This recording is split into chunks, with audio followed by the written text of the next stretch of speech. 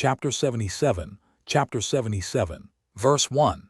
Adikam was 20 years old when he reigned over Egypt. He reigned 4 years. Verse 2. In the 206th year of Israel's going down to Egypt did Adikam reign over Egypt. But he continued not so long in his reign over Egypt as his fathers had continued their reigns. Verse 3. For Melal his father reigned 94 years in Egypt, but he was 10 years sick and died, for he had been wicked before the Lord. Verse 4. And all the Egyptians called the name of Adikam Pharaoh like the name of his fathers, as was their custom to do in Egypt. Verse 5. And all the wise men of Pharaoh called the name of Adikam Ahaz, for short is called Ahaz in the Egyptian language. Verse 6. And Adikam was exceedingly ugly, and he was a cubit and a span, and he had a great beard which reached to the soles of his feet. Verse 7.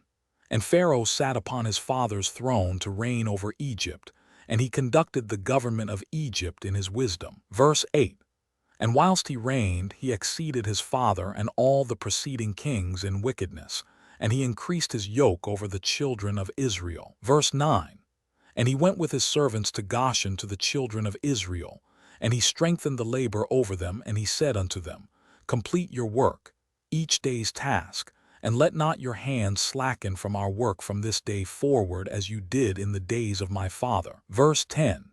And he placed officers over them from amongst the children of Israel, and over these officers he placed taskmasters from amongst his servants. Verse 11. And he placed over them a measure of bricks for them to do according to that number day by day, and he turned back and went to Egypt. Verse 12. At that time the taskmasters of Pharaoh ordered the officers of the children of Israel according to the command of Pharaoh, saying, Verse 13. Thus says Pharaoh, Do your work each day and finish your task and observe the daily measure of bricks, diminish not anything. Verse 14. And it shall come to pass that if you are deficient in your daily bricks, I will put your young children in their stead. Verse 15. And the taskmasters of Egypt did so in those days as Pharaoh had ordered them. Verse 16. And whenever any deficiency was found in the children of Israel's measure of their daily bricks, the taskmasters of Pharaoh would go to the wives of the children of Israel and take infants of the children of Israel to the number of bricks deficient. They would take them by force from their mothers' laps and put them in the building instead of the bricks. Verse 17.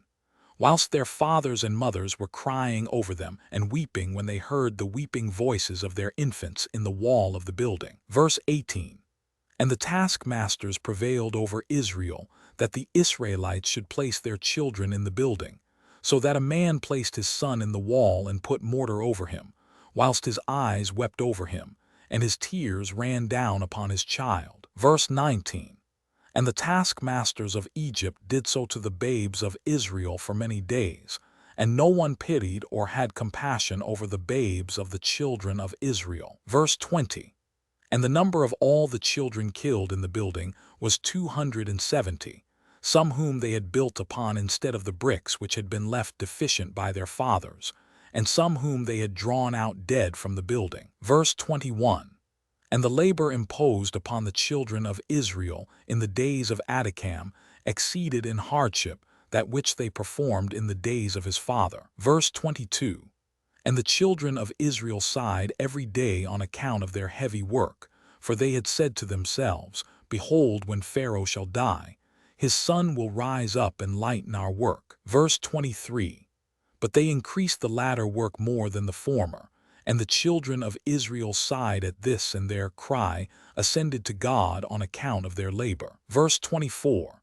And God heard the voice of the children of Israel and their cry in those days, and God remembered to them his covenant which he had made with Abraham, Isaac, and Jacob. Verse 25.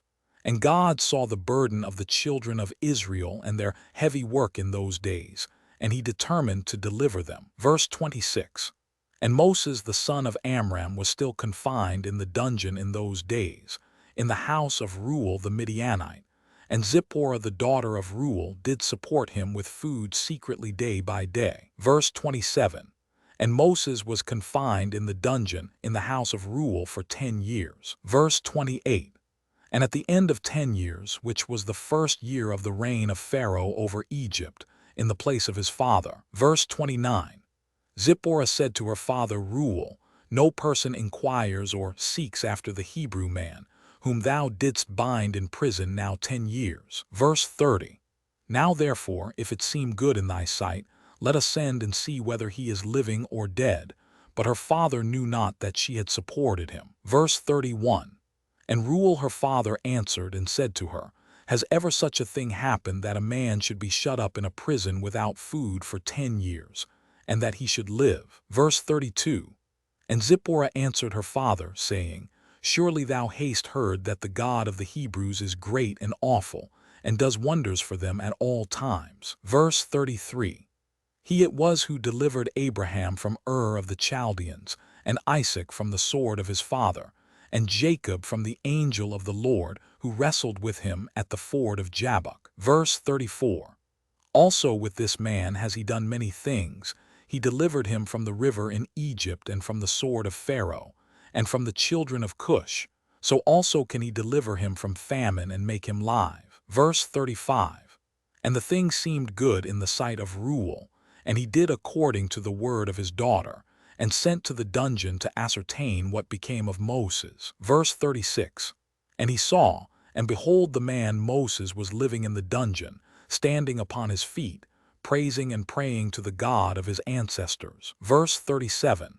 And Reuel commanded Moses to be brought out of the dungeon, so they shaved him, and he changed his prison garments and ate bread. Verse 38.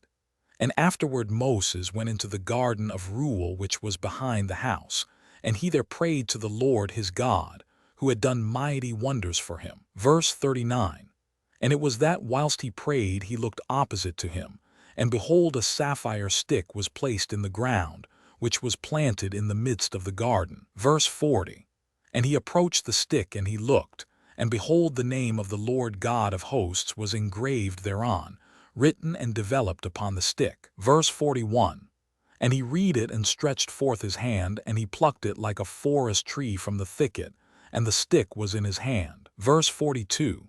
And this is the stick with which all the works of our God were performed, after he had created heaven and earth, and all the host of them, seas, rivers, and all their fishes. Verse 43. And when God had driven Adam from the Garden of Eden, he took the stick in his hand and went and tilled the ground from which he was taken. Verse 44. And the stick came down to Noah and was given to Shem and his descendants, until it came into the hand of Abraham the Hebrew. Verse 45. And when Abraham had given all he had to his son Isaac, he also gave to him this stick. Verse 46. And when Jacob had fled to Paddan Aram, he took it into his hand, and when he returned to his father he had not left it behind him. Verse 47. Also when he went down to Egypt he took it into his hand and gave it to Joseph, one portion above his brethren, for Jacob had taken it by force from his brother Esau. Verse 48. And after the death of Joseph, the nobles of Egypt came into the house of Joseph, and the stick came into the hand of Reuel the Midianite. And when he went out of Egypt, he took it in his hand and planted it in his garden. Verse 49.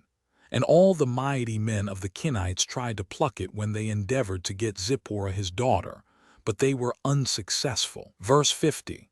So that stick remained planted in the garden of Reuel, until he came who had a right to it and took it. Verse 51. And when Reuel saw the stick in the hand of Moses, he wondered at it, and he gave him his daughter Zipporah for a wife.